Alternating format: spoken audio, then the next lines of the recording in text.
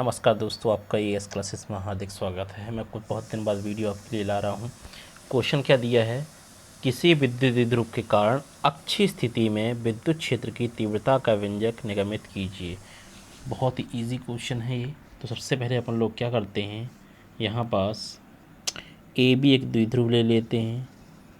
यहाँ पास A B एक द्विध्रुव है जो -q और +q आवेशों से मिलकर बना हुआ है, जो -q और +q आवेशों से मिलकर बना हुआ है, जिसकी प्रभावकारी लंबाई l है। इसके मध्य बिंदु O से r दूरी पर एक बिंदु P है, जहाँ विद्युत क्षेत्र की तीव्रता ज्ञात करनी है। इस दिशा में अपन लोग E1 निकालेंगे और इस दिशा में यहाँ निकालेंगे E2। ठीक है, तो आप लिख सकते हो चित्र में ए बी एक द्विध्रुव है जो -q और +q आवेशों से मिलकर बना हुआ है, जिसकी प्रभावकारी लंबाई l है। इसके मध्य बिंदु O से r दूरी पर एक बिंदु P है, जहाँ विद्युत क्षेत्र की तीव्रता ज्ञात करनी है।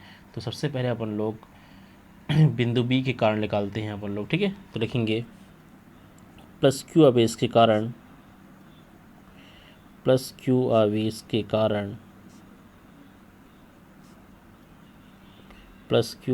कारण बिंदु P पर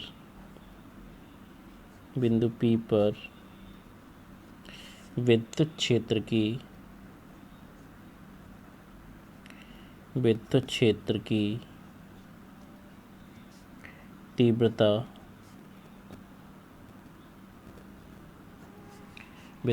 तीव्रता क्या होगी, देखो E1 =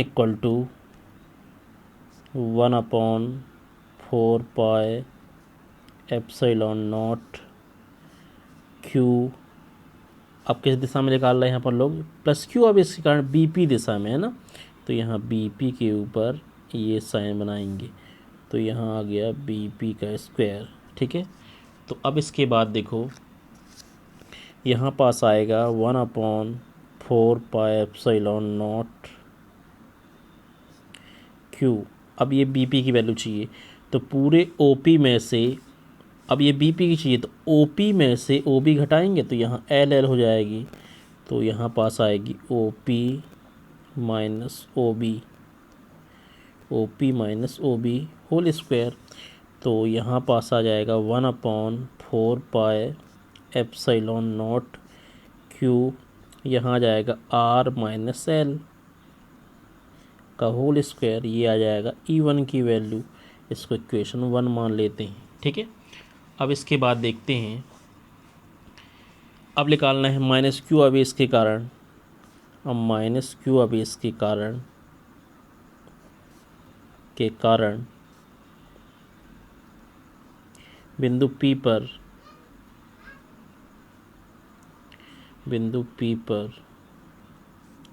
विद्युत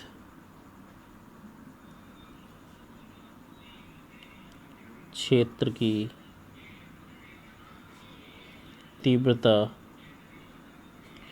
तो यहाँ पास आ जाएगा E2 निकाल रहे हैं ना, क्योंकि अब इस डायरेक्शन में निकालना है। चित्र में आप देख सकते हैं कि मैंने बताया था कि इस दिशा में निकालना है, तो E2 आ गया। तो यहाँ लिखेंगे अपन 1/4 पाई ε0 -q आवेश के कारण निकाल रहे हैं, तो यहाँ -q आवेश ना रखकर हमेशा q ही रखते हैं। एक बात ध्यान रखिएगा, हमेशा अच्छी तीव्रता में q। अब कौन सी दिशा में निकाल रहे हैं हम, PA दिशा में, तो यहाँ PA का स्क्वायर लगा देंगे। यहाँ लिख सकते हो PA दिशा में, ये होता है इस दिशा का साइन। ठीक है, तो अब आगे देखेंगे आप। अब अपन को PA की वैल्यू चाहिए, ये चित्र में देखिए, ये PA की वैल्यू चाहिए, PA की पूरी। तो अपन लोग क्या करेंगे, ये पूरे OP में से OA जोड़ेंगे। यहाँ पास ये देखिए, पूरा OP में से OA जोड़ेंगे, तो यहाँ अपन लिख सकते हैं, यहाँ बहुत ही आसान है, 1/4 पाई ε0 q तो यहाँ पास आ जाएगा पी ए जैसे लिखा है तो इसकी वैल्यू आ जाएगी ओ पी प्लस ओ ए, ये आ जाएगा। तो E2 की वैल्यू आ गई यहाँ पास, यहाँ होल स्क्वायर लगेगा 1/4πε0, यहाँ आ गया Q, ये आ गया R+L का होल स्क्वायर। इसको इक्वेशन 2 ले लेते हैं। ठीक है दोस्तों, इसको इक्वेशन 2 ले लेते हैं। अब इसके बाद देखते हैं अपन लोग अगला। अब देखो अपन लोग को ये बिंदु P पर परिणामी तीव्रता निकालनी है। तो लिखेंगे बिंदु P पर विद्युत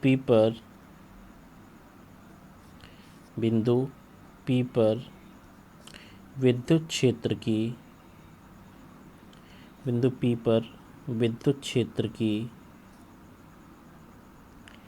परिणामी तीव्रता। अब यहाँ परिणामी तीव्रता निकालते हैं। परिणामी तीव्रता तो यहाँ पास E बराबर आया E1 माइनस E2, इसको समीकरण 3 ले लेते हैं। ये परिणामी तीव्रता आ गई। E1 तथा E2 का मान समीकरण 3 में रखने पर लिख दो। E1 तथा E2 का मान समीकरण 3 में रखने पर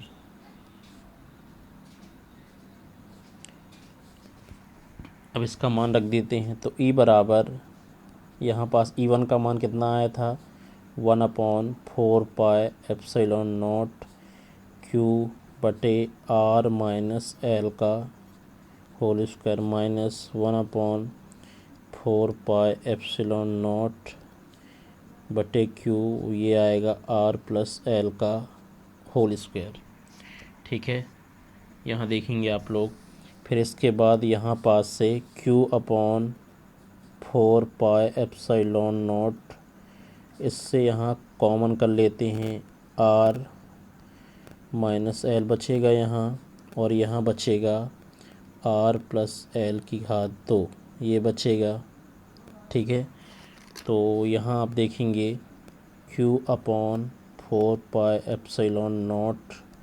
अब यहाँ पास इसको हल करते हैं तो आप देखेंगे, इसको सॉल्व करेंगे तो यहाँ R+L² यहाँ आ जाएगी 2, माइनस यहाँ आएगा R-L² आएगी 2। ठीक है, और नीचे इनको भी रख दीजिए। R-L² 2 आ जाएगा, और यहाँ R+L² 2, और यहाँ लग जाएगा ब्रैकेट। अब यहाँ A+B का होल स्क्वायर लगा दो। तो यहाँ Q/4πε0, तो यहाँ पास आ जाएगा R² plus L² plus 2RL, ये आ जाएगा। माइनस यहाँ आ जाएगा R² प्लस यहाँ L² माइनस 2RL, ये आ जाएगा। ठीक है, और नीचे क्या बचेगा, नीचे बचेगा यहाँ इनमें सबका लगा दोगे तो यहाँ R² ऋण L² की पावर होल स्क्वायर आ जाएगा। ठीक है, अब इसके बाद देखेंगे आप लोग, यहाँ पास ये बचेगा Q/4πε0, और यहाँ R² प्लस ये L², ये 2RL, यहाँ माइनस का मल्टीप्लाई कर दो, और यहाँ भी माइनस का मल्टीप्लाई कर दो, और यहाँ आ जाएगा 2RL। तो यहाँ आएगा R² और माइनस L², एक प्लस एक माइनस, एक प्लस एक माइनस। ठीक है, तो यहाँ आएगा Q/4πε0। ठीक है, और यहाँ आएगा 2 और 2 4RL, और नीचे बचेगा कितनी R² ऋण L² का होल स्क्वायर। अब यहाँ पास इसको थोड़ा सा हल करेंगे तो देखेंगे अपन लोग E बराबर यहाँ पास आएगा, इसको अलग कर सकते हैं। ठीक है, तो यहाँ पास आएगा 4 पाई एप्सिलॉन नॉट। जो ये 4 है इसको 2 कर लो, ठीक है, 2 कर लेते हैं। तो जब 2 इसका बाहर निकाले तो यहाँ 2 दूनी 4, यहाँ 2q कर लिए, 2 दूनी 4, और l को अलग कर लो और r को अलग कर लेते हैं। बहुत ही सिंपल है। तो ये r की घात 2 और ऋण l की घात 2 का होल स्क्वायर आ गया, ठीक है। तो यहाँ पास बहुत ही सिंपल तरीका है, 1/4 पाई एप्सिलॉन नॉट।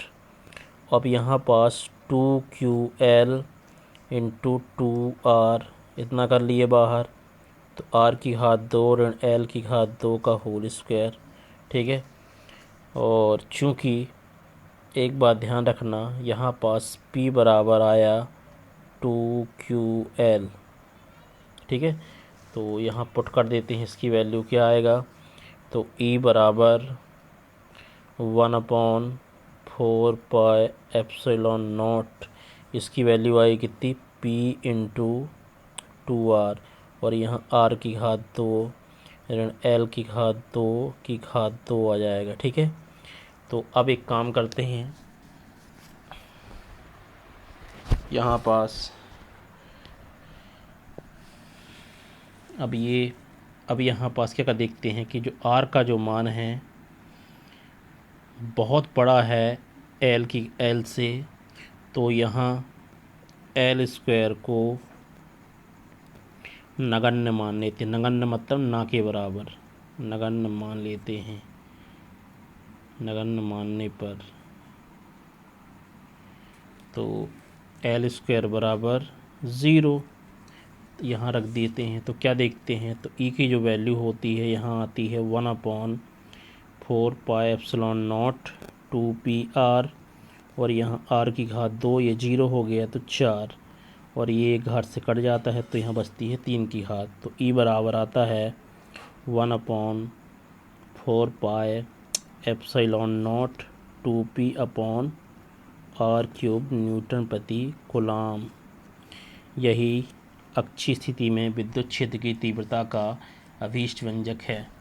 मेरी वीडियो अच्छी लगी हो दोस्तों तो लाइक करिए, शेयर करिए और मेरे चैनल को सब्सक्राइब करिए। धन्यवाद। आपके लिए एएस क्लासेस ऐसे ही लाता रहेगा आज से वीडियो। धन्यवाद।